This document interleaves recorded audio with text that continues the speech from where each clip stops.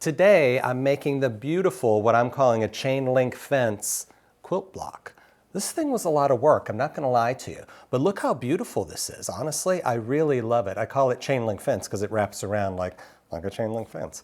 Anyhow, I was going to call this an intermediate project, but honestly, a beginner can do this as long as you know how to create a half square triangle and a half quarter triangle. So I'm going to show you basically how this design was done. I'm going to set this guy aside for a minute, all right? We'll come back to him. Now, this whole thing, I've even got a sheet of notes because this one did have some complexity to it, especially when I'm counting out how many of each to do. I don't know. I'm just going to show you what I did, and you can take it and adapt it if you need to. First, we need some half square triangles. Now, I started with 10-inch square pieces of fabric, and I cut 8 at a time. It's a video we've done before on how you can do 8 at a time. I did that many because it's nice to have extra pieces. This pattern repeats a lot. Okay, so I have 3 types of HSTs. The dark blue and the flower, which make up the fence part, and the flower with the background, my background's yellow, and the blue with the background yellow. So if you can create your HSTs there, that's the first part of this. Now, the next part, and don't trim any of your HSTs yet, and there's a reason why. The next part of this is some of the pieces of this quilt block require half-quarter triangles. Now, how do you make a half-quarter triangle?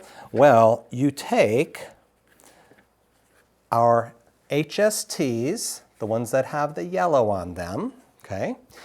And you cut a plain piece of fabric of the other fabric. So I cut a plain piece of fabric of the flower.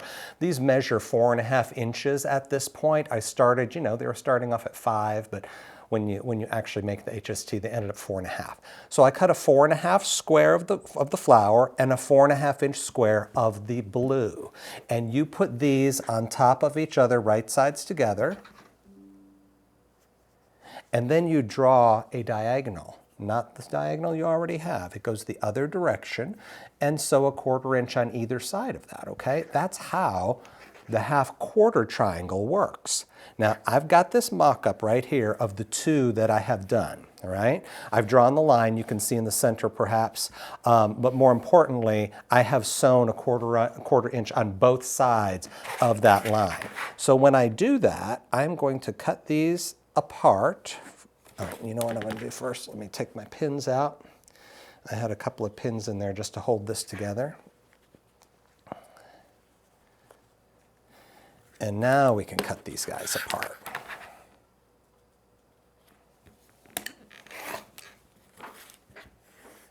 There's 2.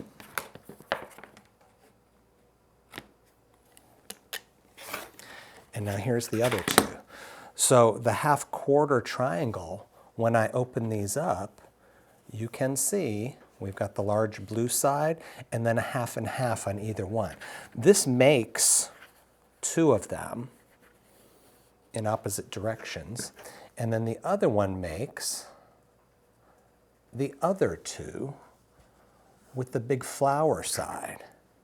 So these are the only ones you need to make one repeat of the chain link pattern. You know, the chain link thing looked big, right? I showed you a big version of it.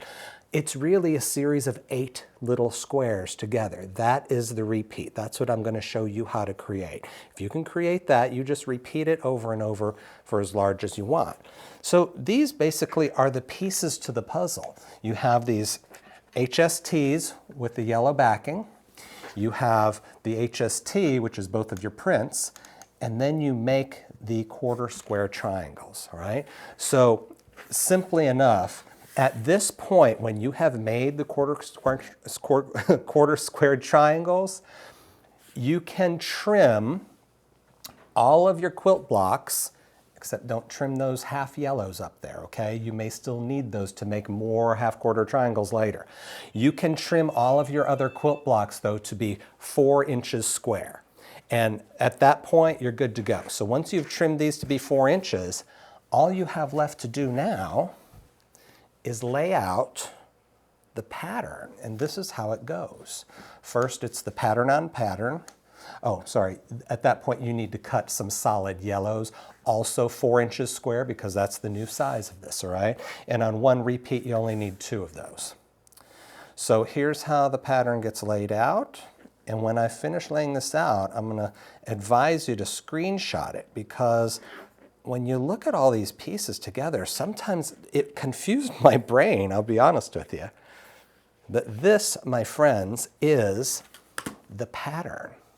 And if we look at the original that I showed you here, I can fold this up.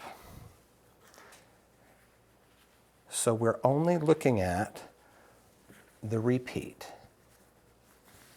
just like we have next to it here, okay? Can you see that now? I think you can see all those together. This is the actual quilt block that then gets repeated across and down. And here it is laid out in individual squares.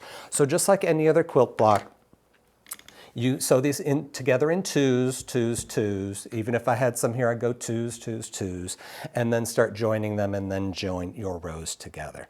So it was a learning curve. I'm not gonna lie to you. It was a lot of work, but I really loved it. And now this large one that I made finishes out at about 21 by 28 inches. And you can see, here's the repeat right here. These 8 squares, right? So I have 1, 2, 3, 4, 5, 6. I repeated this 6 times for a 21 by 28 giant piece in front of you. I hope you like this. I love the effect of this. It really is a good, it's a really great exercise. I hope you will try it, and happy sewing.